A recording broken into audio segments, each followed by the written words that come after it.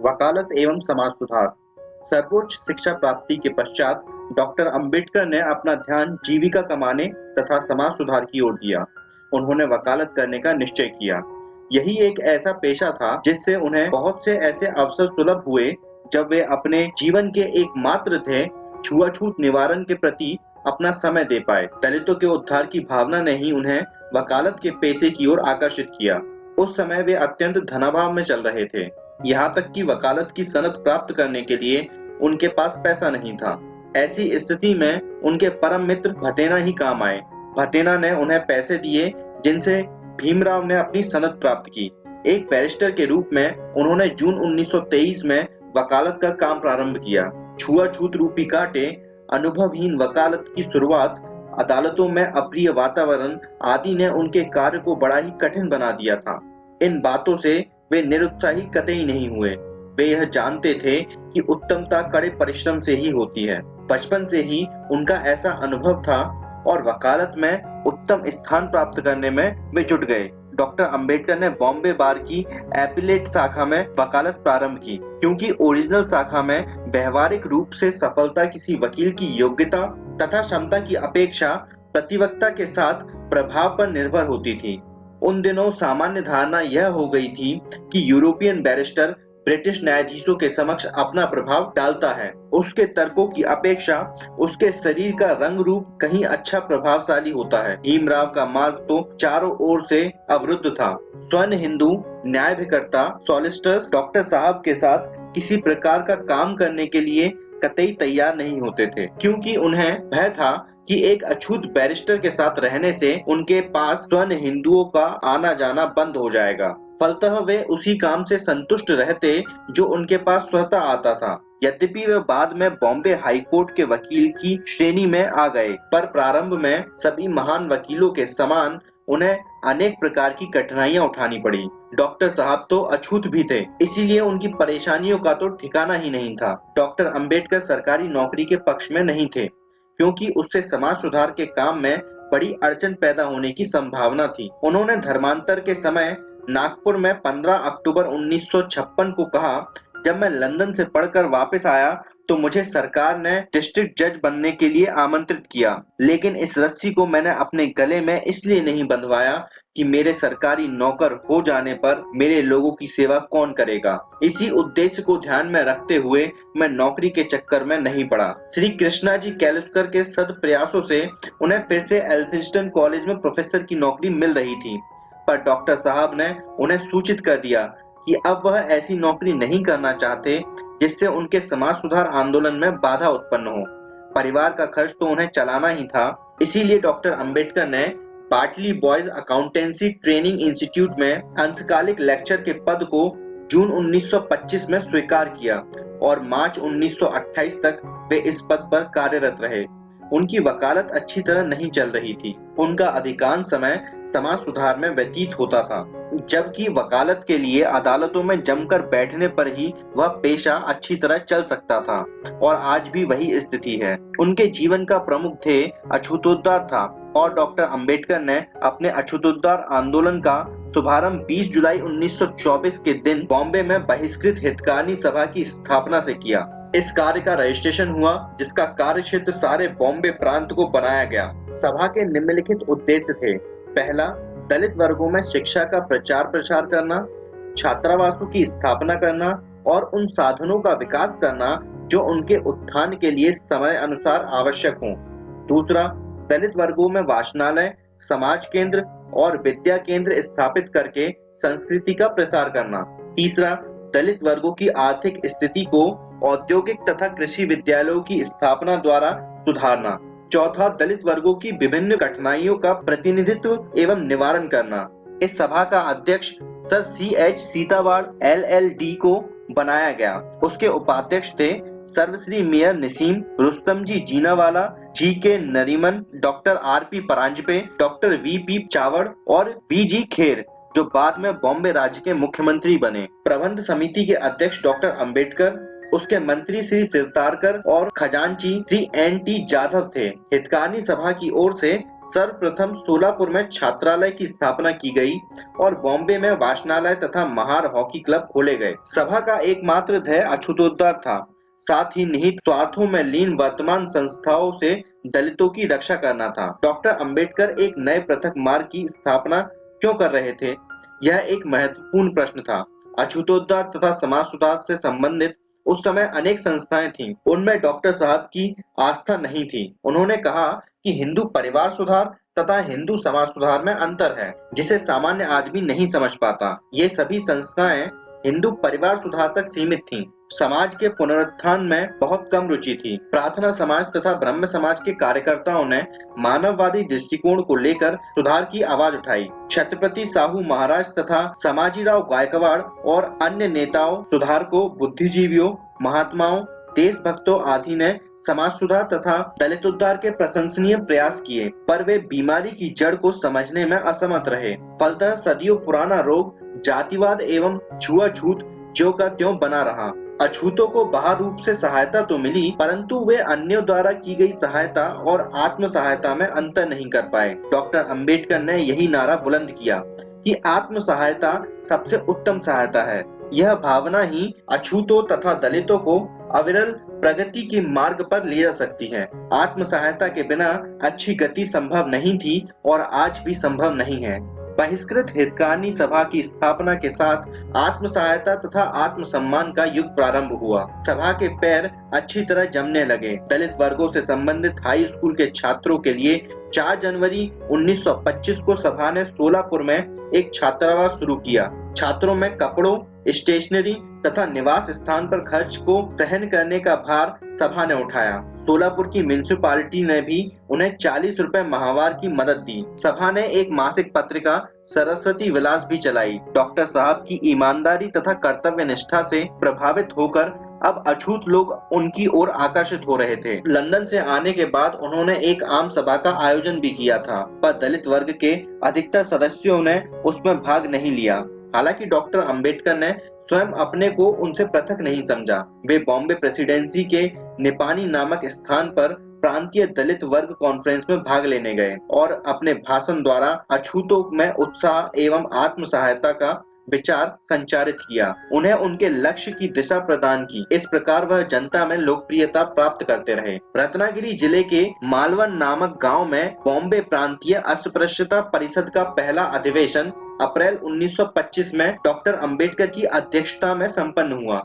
अभी तक महाराष्ट्र में अछूतोद्धार की लगाम स्वर्ण हिंदुओं के हाथों में थी, जिनके सामने निहित स्वार्थ कहीं अधिक महत्वपूर्ण थे। अछूतोद्धार आंदोलन का संचालन ईमानदारी से नहीं हो रहा था। निसंदेह कार्य कम और प्रदर्शन अधिक था। वह भी राजनीतिक रंग में डूबा हुआ प्रदर्शन था, जिससे किसी मौलिक परिवर्तन की संभावना की आशा नहीं थी। डॉक्टर अंबेडकर की इच्छा थी कि दलित लोग स्वयं ही अपने आंदोलन का संचालन करें। वह चाहते थे कि अछूतों में आत्मसम्मान की भावना पैदा हो और वे स्वावलंबन के साथ जिएं। मालवन गांव के अलावा डॉक्टर साहब शिवतारकर के साथ गोवा भी गए और वहां कुछ लोगों के साथ संपर्क स्थापित करने के बाद वह बॉम्बे वापस लौट आए। देश के विभिन्न भागों में हो रहे दलित आंदोलन तथा घटनाओं का भीमराव बड़े ध्यान पूर्वक अध्ययन कर रहे थे। उन्होंने रामास्वामी नायकर द्वारा प्रारंभ अछूतों के अधिकारों के लिए सत्याग्रह की प्रशंसा की और अपनी पत्रिकाओं में उसका विवरण प्रकाशित किया। शनै शनै दलितों का ध्यान डॉक्टर अंबेडकर के आत्मोत्थान के नारे की ओर आकर्षित हो रहा था।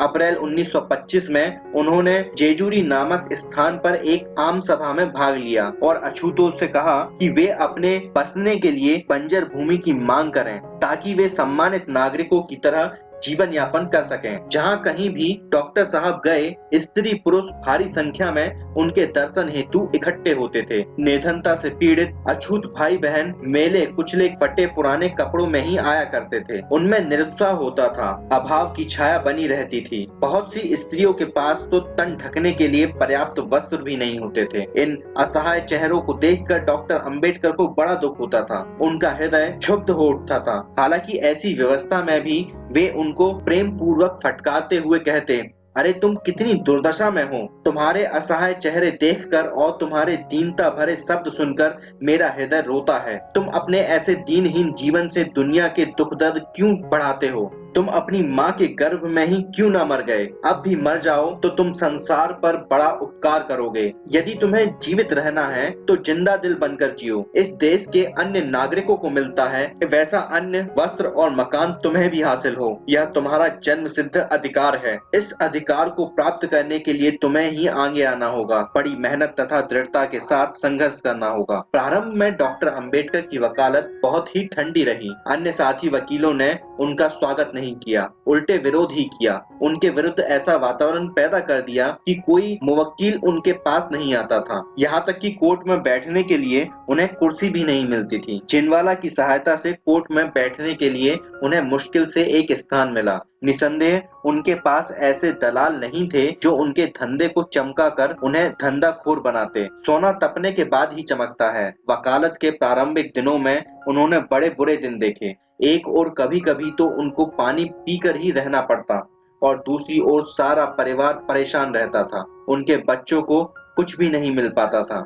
उनकी पत्नी रामाबाई में बड़ा स्वाभिमान था। दिन काटने के लिए वह भी संतोष से रहती थीं। अपने पड़ोसियों से उधार मांगना उन्हें पसंद नहीं था। फिर भी एक दिन उन्हें अपने पड़ोसी मारवाड़ी से कुछ पैसे उधार लेना पड़ा। डॉक्टर अंबेडकर कोर्ट में जाते और खाली हाथ लौट आते। इससे बढ़कर उनकी दुर्दशा क्या होती। दिन तो सभी के बदलते हैं। व्यापक जनसंपर्क तथा सभाएं करने के फलस्वरूप डॉक्टर अंबेडकर की वकालत के अच्छे दिन आने लगे। इसी बीच उनके पास एक महत्वपूर्ण मुकदमा आया जिसने उनकी वकालत को और भी चमका दिया। पुणे के कुछ ब्राह्मणों ने 3 गैर ब्राह्मण नेताओं पागड़े, जेधे तथा जवालकर पर मुकदमा दायर कर दिया कि उन्होंने एक पर्चा प्रकाशित करवाकर जिसमें लिखा है कि ब्राह्मणों ने भारत को तबाह कर दिया, ब्राह्मण समाज का अपमान किया है। ब्राह्मणों की ओर से पूना के प्रसिद्ध वकील भोपतकर थे। जब वह मुकदमा सेशन जज के सामने आया तब डॉक्टर अंबेडकर ने बड़ी योग्यता पूर्वक सबल ढंग से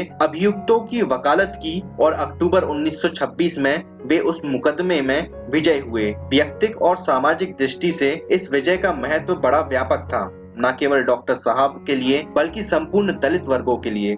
एक बैरिस्टर के रूप में अब वे धीरे धीरे चमक रहे थे। वे बॉम्बे हाई कोर्ट की पिछली कतार से अब प्रथम कतार में आने का प्रयास कर रहे थे।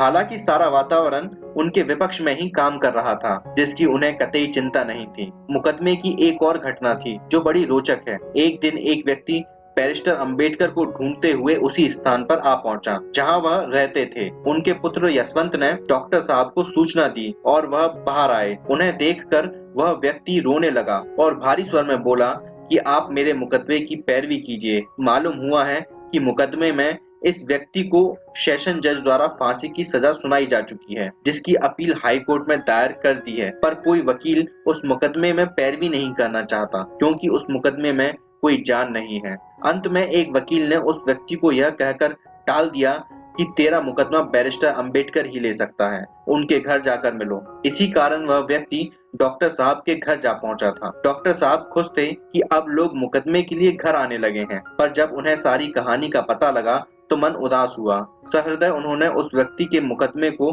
अपने हाथ में ले लिया। वह रात दिन उसकी तैयारी में जुट गए। मुकदमे की पेशियां हुई, एक दो बार नहीं कई बार। अपनी बहसों द्वारा डॉक्टर साहब ने जजों को बड़ा प्रभावित किया। उधर सारे घाघ वकील बहस सुनने आया करते थे कि डॉक्टर अंबेडकर क्या करता है। उस मुकदमे की काया पलट हो गई। जिसमें कोई दम नहीं था, उसे डॉक्टर साहब ने जीत कर दिखाया। सब लोग हाई कोर्ट में चकित रह गए। इस प्रकार डॉक्टर अंबेडकर की एक योग्य बैरिस्टर के रूप में धूम मच गई। उनकी क्षमता एवं दक्षता में लोगों का विश्वास निरंतर बढ़ने लगा, जिसके कारण अनेक मुकदमे आने लगे। बैरिस्टर अंबेडकर के पास प्राय ऐसे ही मुकदमे आते जिनमें जीतने की कोई गुंजाइश नहीं होती थी, परंतु वह अपनी योग्यता एवं ठोस तर्कों से उन्हें जीत लिया करते थे। जब उन्होंने प्रथम मुकदमा जीता तो उनकी श्रमिक बस्ती में बड़ी खुशियां मनाई गईं और बॉम्बे के कोने कोने में उनका नाम फैल गया। डॉक्टर अंबेडकर अब भी उसी इम्प्रूवमेंट ट्रस्ट चाल में रहते थे जहां वह माँ बाप के समय से रह रहे थे। यहाँ आधुनिक सुविधाएं प्राप्त नहीं थीं। अधिकांशतः वहाँ मजदूर लोग रहते थे जिनके पास जीवन निर्वाह के साधन बहुत कम थे। मिलों में काम करने वाले दलित वर्गों से संबंधित श्रमिक ही यहाँ रहते थे। पास ही एक बिल्डिंग में जो बॉम्बे की सोशल सर्विस लीग की थी, भीमराव का एक छोटे से कमरे में ऑफिस था। बड़े बड़े लोग उनसे मिलने वहां आया करते थे। सूचना देकर जब कोई बड़ा आदमी वहां आता था तब वे अधिकतर अपने निवास स्थान पर पूर्ण वस्त्र पहने मिला करते थे। अपने कमरे के दालान में वह उन सभी से मिला करते थे जो उनसे मिलने आते थे। मेहमानों को सादा बेंचों पर ही बैठना पड़ता था। एक दिन महाराजा कोल्हापुर यूं ही अचानक उनके निवास स्थान पर आ टपके। उनके कमरे में सफाई एवं सादगी थी। एक दिन म्युनिसिपल ऑफिसर ने अनिवार्य प्राइमरी शिक्षा स्कीम के उद्घाटन के लिए एक सभा बुलाई जो उन्हीं के ऑफिस के सामने हुई। मुस्लिम नेता मौलाना शौकत अली भी वहां आए हुए थे जो भीमराव से भी मिले। अली साहब मोटे थे। भीमराव ने हंसते हुए कहा कि वे अपने विशाल शरीर को सभा समाप्त होने तक एकत्र भीड़ में संभाल कर रखें, अन्यथा कहीं किसी से टकराव ना हो जाए। बैरिस्टर होने के साथ साथ डॉक्टर अंबेडकर विविध प्रकार के काम करते रहते थे। कुछ ऐसे अवसर भी आए जब वे शिक्षा जगत में फिर से जा सकते थे अथवा विधान परिषद या बॉम्बे म्युनिसिपल कॉर्पोरेशन के सदस्य मनोनीत हो सकते थे। इसी बीच सेंट सिम कॉलेज के प्रिंसिपल का पद रिक्त हो गया। उस समय सारे बॉम्बे शहर में उनसे अधिक योग्य आदमी उस पद के लिए नहीं था। वे वहां प्रोफेसर भी रह चुके थे। उनकी इच्छा प्रिंसिपल बनने की नहीं थी, पर प्रगतिशील विचारों के व्यक्ति डॉक्टर आर.पी. परांजपे ने भीमराव को नियुक्त करने में असमर्थता दिखाई। इस संबंध में श्री कैलुटकर परांजपे से मिले और यह अनुरोध किया कि भीमराव को प्रिंसिपल बनाया जाए। भीमराव को प्रोफेसर का पद वे पुनः देने पर राजी हुए, परंतु उन्होंने वह पद स्वीकार नहीं किया। भीमराव ने श्री कैलुटकर को लिख दिया कि वह प्रोफेसर की नौकरी करना नहीं चाहते क्योंकि वह उनके अछूतोद्धार का आंदोलन में बाधक सिद्ध होगी। वे जून 1925 में Bartley wise accountancy training institute में मार्केंटाइल लॉ के पार्ट टाइम लेक्चरर हो गए और मार्च 1928 के अंत तक वहां काम करते रहे। समय उनके पक्ष में नहीं था। आशा निराशा के दिन तो चल ही रहे थे। असहायता की भावना ने उनके हृदय पर आंशिक रूप से छाया डाल रखी थी। वे घंटों तक बिना बाहों की बेंच पर बैठे नंगे शरीर एक लंगोटी पहने बिना हिले डुले विचारों में डूब जाते थे। वे एक साधक के रूप में बैठा करते थे। संभवतः वे नई रोशनी की तलाश में लीन रहते, नीले आसमान की ओर घंटों ताकते रहते और फिर दो बेंचों को मिलाकर उन पर सो जाते थे। फिर भी वे परेशान नहीं थे। एक योगी की भांति वे अपना समय चिंतन, तपस्या एवं साधना में व्यतीत करते थे। दुनिया के सभी महान लोगों के सामने मुसीबतों के दिन आए हैं, निराशा के क्षणों का भी उन्होंने साक्षात्कार किया है। भीमराव का जीवन भी कोई अपवाद नहीं था। उन्होंने तो कहीं अधिक मुसीबत एवं निराशा के क्षणों का सामना किया। दुख से पीड़ित नंगे भूखे लोग उनके पास मुकदमों के संबंध में आया करते थे। वे उनकी बातों को शांतिपूर्वक सुनते और उनकी कठिनाइयों का निवारण करते थे। हालांकि वे स्वयं भी उनकी दयनीय स्थिति को देखकर द्रवित हो उठते थे। इसी बीच डॉक्टर अंबेडकर के परिवार में एक पुत्र ने जन्म लिया। उसका नाम राजरत्न रखा गया। भीमराव राजरत्न को बहुत ही प्रेम किया करते थे। राजरत्न के पूर्व एक पुत्री का भी जन्म हुआ था, पर वह अपने शैशव काल में ही मर गई थी। उनका नाम इंदु था। रमाबाई का स्वास्थ्य अब कुछ बिगड़ चुका था, अतः भीमराव ने उन्हें स्थान परिवर्तन की दृष्टि से यशवंत एवं राजरत्न सहित कहीं दूसरे स्थान पर भेज दिया। उसके बाद कहीं दूसरे जिले से दो आदमी उनके यहाँ आ टपके। वे उनके पास ठहरे। भीमराव ने उन्हें भोजन बनाकर खिलाया और सुबह कोर्ट जाने से पूर्व उन्हें चाय एवं डबल रोटी गर्म करके दी। और शाम को दोनों व्यक्ति उस समय चकित रह गए जब उनका नेता उनके रात्रि भोज की तैयारी कर उनका इंतजार कर रहा था। 1927 के प्रारंभ में कोरेगांव के युद्ध स्मारक के पास अछूत समुदाय का एक सम्मेलन हुआ। इस स्थान पर जो एक ऐतिहासिक महत्व प्राप्त कर चुका था, 1 जनवरी 1918 को ईस्ट इंडिया कंपनी के सैनिक अधिकारी कैप्टन स्टांटन तथा बाजीराव पेशवा का युद्ध हुआ था। कैप्टन की सेना में 500 सैनिक थे जो महार थे। 250 तो घुड़सवार थे जिसमें अधिकांश महार तथा थोड़े से अरब थे। कैप्टन स्टांटन के महार सैनिकों ने बाजीराव पेशवा की बहुसंख्यक सेना को एक दिन एक रात कोरेगांव के पास रोके रखा और अंत में परास्त कर दिया। अतएव कोरेगांव महार जाति के अद्भुत पराक्रम का परिचायक है। यहीं पर अछूतों के सम्मेलन को संबोधित करते हुए डॉक्टर अंबेडकर ने कहा, सैकड़ों महार 1818 में और महायुद्ध में कंपनी सरकार तथा ब्रिटिश सरकार की ओर से युद्ध में वीरता पूर्वक लड़े और हताहत हुए। ब्रिटिश सरकार की ओर से इसका पुरस्कार क्या मिला? ब्रिटिश सरकार ने महार जाति को गैर लड़ाकू जाति घोषित करके महारों की सेना में भर्ती कानूनन बंद कर दी। क्या वह महार जाति का अपमान नहीं है? ब्रिटिश सरकार की यह कितनी कृतघ्नता है। आप इस अन्याय के विरुद्ध आंदोलन करें ताकि सरकार को अपनी नीति बदलने के लिए मजबूर किया जा सके। डॉक्टर अंबेडकर निश्चय ही स्पष्ट वक्ता थे। सही बात कहने में किसी का लिहाज नहीं करते थे। अपने दलितों को भी वह ताड़ना देते थे ताकि वे मांस मदिरा त्याग दें, बच्चों को पढ़ाएं और सफाई से रहें। डॉक्टर अंबेडकर का नाम तथा काम दोनों ही समाज एवं राजकीय क्षेत्रों में ख्याति प्राप्त करते जा रहे थे। हालांकि आर्थिक दृष्टि से उनकी स्थिति अच्छी नहीं बन पाई थी। सन 1927 में सरकार ने उन्हें बॉम्बे लेजिस्लेटिव काउंसिल का सदस्य मनोनीत किया था। यह उनके कर्मयोग तथा ज्ञान योग का ही फल था कि धनाभाव की स्थिति में भी वे प्रगति की दिशा में निरंतर बढ़ते गए। साथ ही अपने दलित समाज की सदियों से डूबी हुई नौका को फिर से किनारों पर लगाने में व्यस्त होते गए। यहीं से उनके लिए भारी चुनौतियों का एक और दौर प्रारंभ हुआ, जिसका मुकाबला उन्होंने अपनी बल बुद्धि धीरज एवं धैर्य के साथ किया।